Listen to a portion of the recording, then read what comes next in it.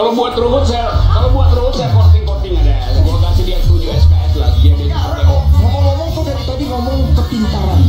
Boleh tahu gelar apa aja sih? Apa? S1. Ada jelas. Oh, dia pertama fakultas teknik. Kuliah kedua fakultas ekonomi. Kuliah ketiga fakultas hukum. Kuliah keempat fakultas hubungan internasional. Kuliah kelima filsafat. Empat kuliah pertama DO. Bukan saya yang DO, saya mendeokan mereka.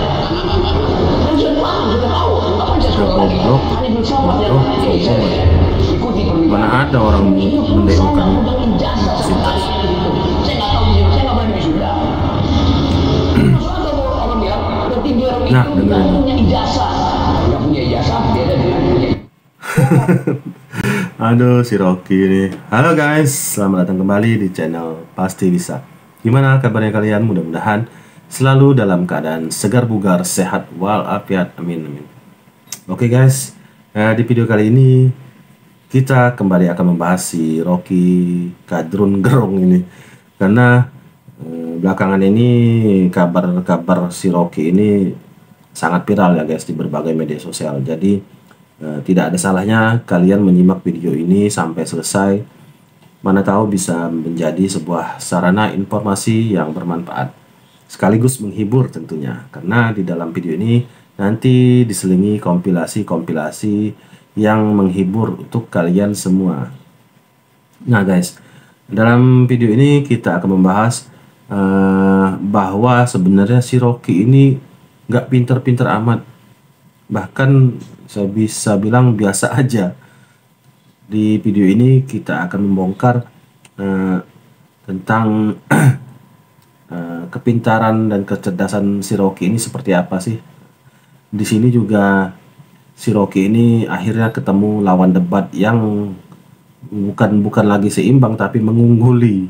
Di sini dia terlihat sangat kelihatan dungu di hadapan beliau, salah satu tokoh pengamat politik dan profesor di Indonesia ini. Nah, siapa dia dan apa saja isi dari video ini?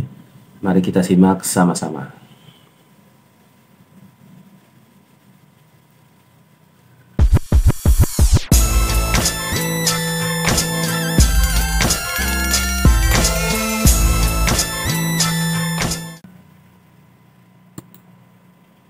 Kadang heran sama umat Islam yang mengagumi Rocky bagaikan mengagumi Nabi.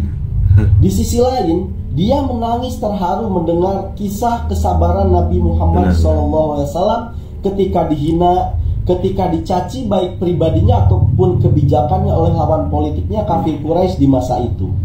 Tapi di sisi lain, dia membela mati-matian, dia bangga mati-matian terhadap Rocky Gerung yang telah membangsatkan, yang telah mentololkan, yang telah membajingankan, yang telah mendumukan orang lain, baik itu pribadi ataupun kebijakannya.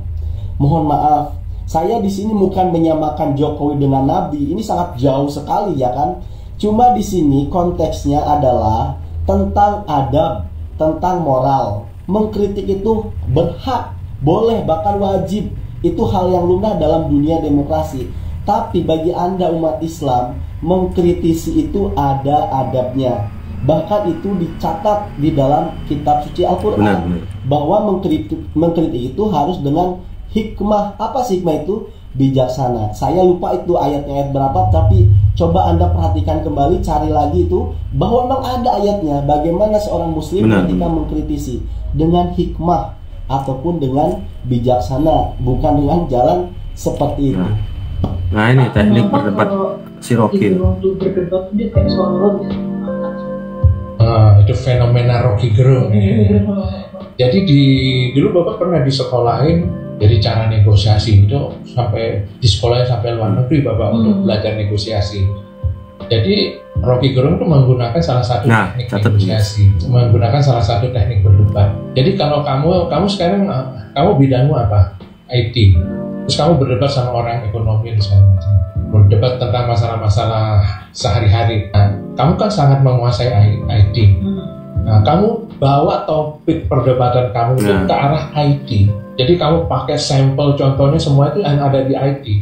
Nah orang-orang yang kamu ajak debat yang orang ekonomi nggak ngerti IT, mereka cuma melongo gitu, ya kan? Nah, Rocky Gerung dia menguasai ilmu filsafat sehingga setiap perdebatan dia bawa ke filsafat. Dia bilang, Socrates itu dulu orang ngerti Socrates, jadi kalah gitu. Jadi semua perdebatan masalah apapun politik apa segala dia bawa ke filsafat, Tapi seandainya dia bertemu dengan ahli filsafat, terus ahli filsafat bisa jawab, oh nggak gitu. Dulu Socrates tuh gini. Makanya dia waktu dulu berdebat sama Reinhard Kasali, kalah Rocky Gerung. Karena Reinhard Kasali juga menguasai filsafat gitu loh. Jadi begitu itu dibawa, oh ayo gitu loh. Jadi dia selalu membawa topik itu ke medan yang dia kuasai, ke ilmu yang dia kuasai. Itu salah satu teknik negosiasi. Jadi kita akan kelihatan menang gitu ya. Nah ini bukti kecerdasan si Rocky Gerung.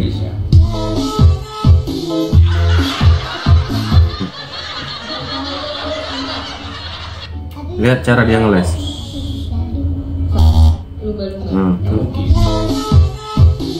Udah jelas-jelas faktanya lumba-lumba. Nah ini ngelesnya ini. Ini kata-kata filsafatnya ini. Dia liburan ini parah nih. Orang sainsnya mengatakan lumba-lumba. Nah ini satu lagi ngibulnya nih. Bingung kan? Emang Kolombia? Bukan Brasil. Nah, ini teknik-teknik dia ngibul nih. Iya karena nggak cukup produksinya tuh. Nah itu guys, teknik-teknik seperti ini yang sering dia bawa ke ini, ke apa namanya, area debat waktu dia sedang berdebat. Dia itu ngomongnya sembarangan aja, orang aja yang percaya, padahal dia tuh sedang ngibul. Karena dia kata-katanya dimanis-manisin, diperbagus lah pakai teknik filsafat, makanya seolah-olah kelihatan benar padahal ngibul semua itu. Yang kayak gini Kadrun yang memuja-muja, disanjung-sanjung Kadrun, aduh parah. Ingat Rocky Gerung, Cak Non yang suka menjelek-menjelekan Pak Jokowi aja lagi sakit parah. Aku takut khawatir nanti Rocky Gerung juga sakit parah. Nanti Rocky gimana guys menurut kalian? Diaminin apa enggak? Selalu ya. Nah ini referensi itu tidak cukup hanya membaca satu. Bukan tidak cukup. Anda harus banyak membaca buku, Anda harus baca referensi. Dengan referensi tunggal itulah jadinya seperti ini. Itu karena referensi Anda paling memiliki dasar referensi seperti itu. Oke. Hoax, asal kata hoax itu adalah hokus. Hokus itu artinya adalah mengelabui. Itu etimologinya. Itu yang diambil dari kejadian para tukang sulap yang kemudian mengelabui fungsinya apa? Mata online. Fungsinya menguji orang dungu. Mengelabui orang dungu. Yes. Karena itu yang terjadi. Jadi skandal alam lokal itu. Hari ini bukan orang dungu yang dikelabui, orang-orang pandai, orang-orang yang ibadahnya baik pun dikelabui. Nah, terjadi ketika Alan Sokal menguji keilmuan redaktur dari majalah Social Text. Itu poinnya tuh. Itu pentingnya Anda belajar. Saya kira referensi harus ditingkatkan. Kalau Anda hanya persepsi dan tunggal. Ya orang yang biasanya pinter ngomong, pinter berargumen, pinter berdebat itu belum tentu pinter kerja. Ya di lapangan kerja itu seringkali yang pinter ngomong itu kelihatan hebat, lebih kelihatan hebat, lebih kelihatan wow daripada yang pelakunya atau pekerjanya. Nah, jadi tapi saya heran di Indonesia ini banyak sekali orang-orang yang gampang sekali terpukau dengan yang pinter debat, pinter berargumen, pinter ngomong, ya kan. Nah, yang penting itu sebenarnya pintar kerja, dia bisa mengeksekusi, dia bisa menjalankan planning menjadi realita. Salah satu contohnya Pak Jokowi sebetulnya. Nggak banyak ngomong tapi banyak kerja. Ya kan ada 4 tipe ya, empat tipe orang: pemimpin, pemain, supporter, lalu yang terakhir yang si Gerung, provokator. Ya, jadi ada prinsip yang kita pegang kalau tempat kerja itu, kamu boleh nggak bisa jadi pemain, boleh nggak bisa jadi pemimpin, tapi jadilah supporter supaya rencana-rencana kerja di lapangan itu bisa tereksekusi dengan baik, dan pemain dan pemimpin itu jadi semangat. Nah, kalau kamu nggak bisa jadi supporter, ya jangan jadi provokator pokoknya. Nah, provokator itu orang-orang yang malah melemahkan dan menjatuhkan. Kritik memang perlu, kritik itu penting. Tapi sama kayak junjungannya Yohanes dan kritik yang Rocky. tajam boleh, tapi bukan kritik yang membuat orang menjadi malu dan membuat stigma cara berpikir jadi jelek. Nah, kritik juga bukan, jangan mengkritik karakternya, jangan mengkritik personalnya, tapi mengkritiklah pekerjaannya atau prestasinya, apa yang dilakukan. Kemudian hati-hati juga kalau yang mengkritik itu sudah nggak bisa membedakan antara dia itu benci ya sama betul-betul netral ya. Kalau orang yang mengkritik itu sudah benci, nah itu yang keluar itu pasti semuanya itu kritik. Pujiannya jarang, apresiasinya jarang ya. Jadi yang keluar hanya kritik. Nah, jadi kritik dan apresiasi itu harus seimbang. Nah, orang yang jago kritik itu pasti bukan pemimpin yang baik. Karena siapa yang mau kerja sama pemimpin yang selalu mengkritik dan selalu menuntut lebih banyak. Kita bicara soal biar sampai busuk kasus begini, Presiden juga menyatakan bahwa tidak ingin menanggapi. Tapi mengapa akhirnya KSP bereaksi mengenai hal ini? Ya, makanya kalau Presiden memang biasa. Jangankan yang begini, masuk di wilayah-wilayah rawan, di tengah-tengah wilayah rawan di Papua, di mana-mana. Kalau kami mendampingi Bapak Presiden, Presiden santai saja. Tapi jangan lupa saudaraku, itu semua pas pampres dan semua yang ada dalam rombongan Presiden, semua di briefing oleh dan pas pampres bahwa kita tidak bisa dalam posisi aman saja, biasa-biasa saja, tapi harus dalam posisi siap siaga extraordinary. Jadi kalau Presiden menganggap dan memberikan pernyataan sebagai seorang kepala negara, Bapak dari Republik Indonesia ini, anggaplah hal yang kecil, iya. Tapi yang dilakukan oleh Jenderal Muldoko dan semua yang ada di sekitar Presiden Joko Widodo melakukan siap siaga, dan karena itulah Kepala Staf Kepresidenan seperti tadi Bang Ali menyampaikan bahwa dalam rangka menjaga kehormatan, harkat dan martabat seorang kepala negara, harkat dan martabat seorang Joko Widodo, maka kami harus melakukan langkah-langkah extraordinary. Oke, ini merupakan hal yang luar biasa ya, serta Anda dari luar KSP biasa harus melakukan hal-hal yang extraordinary. Memang ini orang sudah sewaktunya di penjara. Tonton ini sampai selesai guys, nanti di akhir video dan saya akan berkomentar dan kita bisa berdiskusi dari komentar saya. Kan ada juga relawan Presiden ini yang melaporkan kasus ini begitu. KSP melihatnya seperti apa?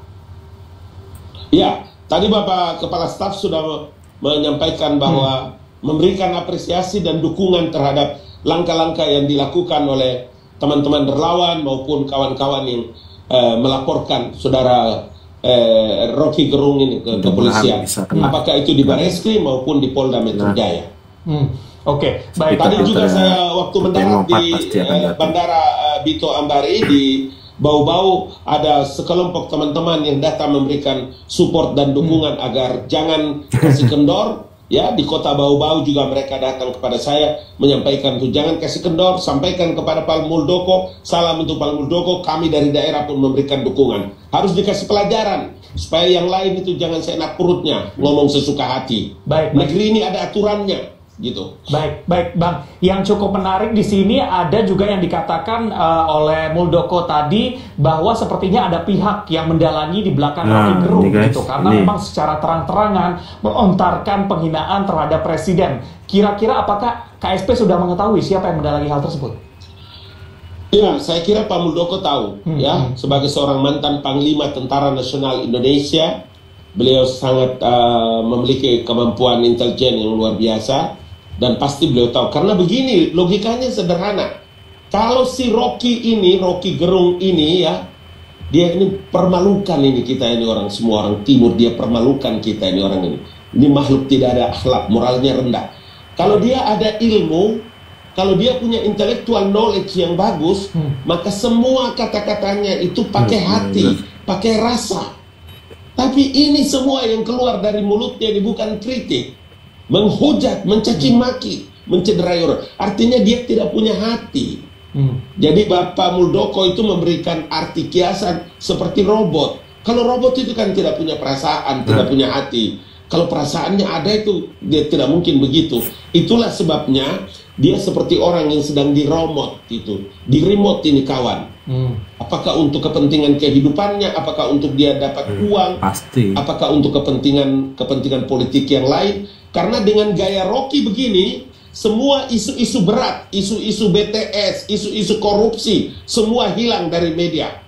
Jangan-jangan ini orang agen-agen bahaya ini makhluk satu ini. Baik, karena laporannya itu yang dimaksudkan Pak Mo. Ya. Baik Bang, karena laporannya juga sudah disampaikan kepada polisi, kita akan tunggu bagaimana perkembangan dari kasus ini. Terima kasih sudah. Amin. Bismillahirrahmanirrahim. Terima kasih. Baik, terima kasih sudah berbincang bersama kami malam hari ini, tenaga ahli utama kami. Para pembenci Jokowi itu jauh lebih cerdas daripada Rocky, karena mereka berhasil memperalat Rocky untuk menyalurkan hasrat kebenciannya kepada Jokowi. Ibaratnya mereka menampar dengan menggunakan tangan orang lain. Nah, jadi jika nanti Rocky bermasalah dengan hukum, bermasalah dengan apapun itu, mereka tidak akan membela Rocky, mereka akan hilang begitu saja. Tetapi hasrat mereka benci terhadap Jokowi sudah tersalurkan lewat Rocky. Itu sama saja dengan kasus Buniani waktu penistaan agama. Sama, Buniani juga dulu gitu, dibilang akal sehat, dibilang orang cerdas, dibilang orang hebat, membela rakyat, berani terhadap rezim dan lain sebagainya. Sama, Buniani juga begitu. Tapi ketika Buniani terjerat kasus hukum, kemana mereka yang hilang semua, hilang begitu saja. Buniani menghadapi sendirian. Ya, bahkan yang dulunya Buniani itu seorang dosen, kini menjadi tukang jualan buku. Kan begitu. Tetapi waktu itu sudah tersalurkan hasrat kebencian mereka kepada Ahok lewat Buniani. Masalah Buniani kena hukum, ya udah mereka lupakan aja begitu. Tetapi kan hebat dong, bahagia itu hidupnya Rocky, karena sekarang dia sudah menjadi orang terkenal, dianggap orang hebat. Kata siapa? Secara psikologis manusia itu cenderung akan menutupi kelemahannya. Saya ambil contoh begini, saya pakai pomade untuk apa? Ya untuk menutupi kelemahan rambut saya yang seperti rambut jagung, lepek. Maka saya menutupinya dengan pomade agar terlihat kaku, agar terlihat tebal dan lain sebagainya. Lah begitupun juga dengan Rocky. Rocky melakukan itu mungkin terlihatnya jantan. Mungkin saja dalam diri pribadinya ada yang dia tutupi. Misalkan secara kejantanan dia kita nggak kawin-kawin. Setuju? Hukum Rocky demo mungkin tadi banyak yang berapi-api. Sedikit di sini Gus akan sampaikan dalam konteks kepancasilaan dan keagamaan. Kita hidup di Indonesia ini, hidup di negeri Pancasila, betul tidak? Sila yang pertama apa teman-teman? Ketuhanan yang Maha Esa. Sekali lagi, ketuhanan yang Maha Esa. Yang mana nilai-nilai ketuhanan? Nilai-nilai ketuhanan. Tangkap Rocky Gerung, kasih hukuman. Aduh, si Rocky. Dari masalah mulu sih lo. Nah guys, itu tadi video kompilasi tentang si Rocky Kadrun ini. Gimana menurut kalian guys? Tadi kita sudah lihat sikap keras dari negara atau dari pemerintah yang diwakilkan oleh Pak Muldoko. Wow, bahaya banget. Kalau Pak Muldoko sudah turun tangan, hati-hati. Nggak bisa tidur nyenyak lagi si Rocky. Tadi juga sudah dijelaskan dari awal tentang teknik berdebatnya si Rocky ini. Ternyata dia ini menggunakan teknik negosiasi. Ingat itu guys. Jadi nggak cerdas banget. Pantes saja lawan-lawan debatnya kalah, seolah-olah kalah ya, karena topik pembahasan dibawanya ke ranah hal yang dia kuasai, yaitu filsafat. Ya orang kan nggak belajar filsafat, dia sendiri yang belajar filsafat. Wajar lah kalau lawan debat itu seolah-olah terlihat kalah lah dibandingin si Rocky ini. Nah ada juga video si Rocky ini ketemu lawan yang menurut saya bukan seimbang sih, tapi jauh di atas si Rocky. di acara salah satu TV stasiun swasta. Salah satu kesalahan TV itu dia salah mengundang bintang tamu, yang ternyata bintang tamu tersebut profesor beneran, profesor asli, guru besar lagi. Dan disitu terlihat kualitas si Rocky ini nggak ada apa-apanya. Argumen-argumen Rocky dipatahkan semua. Si Rocky menggunakan tekniknya dalam berdebat dengan salah satu guru besar ini, profesor asli ini. Ternyata beliau lebih menguasai filsafat dibandingkan si Rocky ini. Akhirnya di situ kelihatan banget kualitas si Rocky ini nggak ada apa-apanya.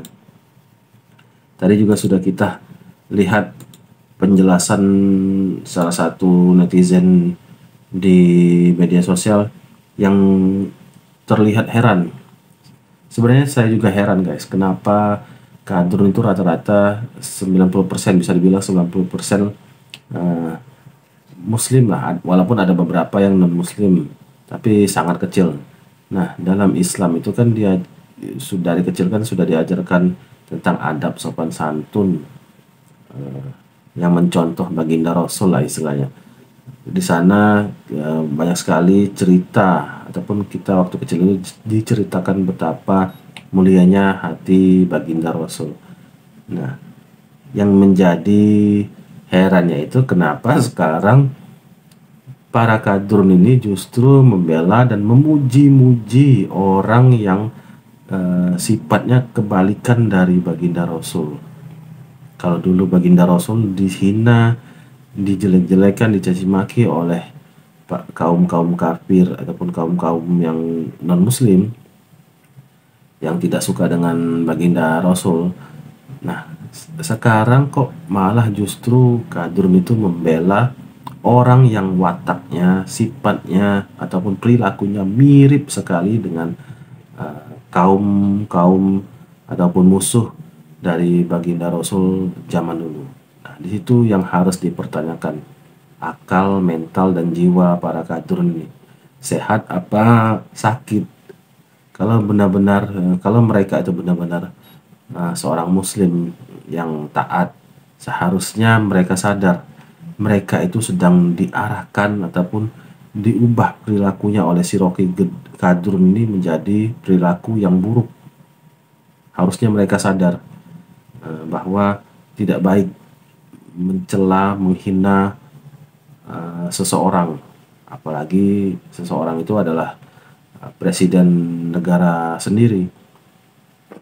Nah guys, itu tadi beberapa komentar saya mengenai video ini. Saya tunggu komentar kalian di kolom komentar ya.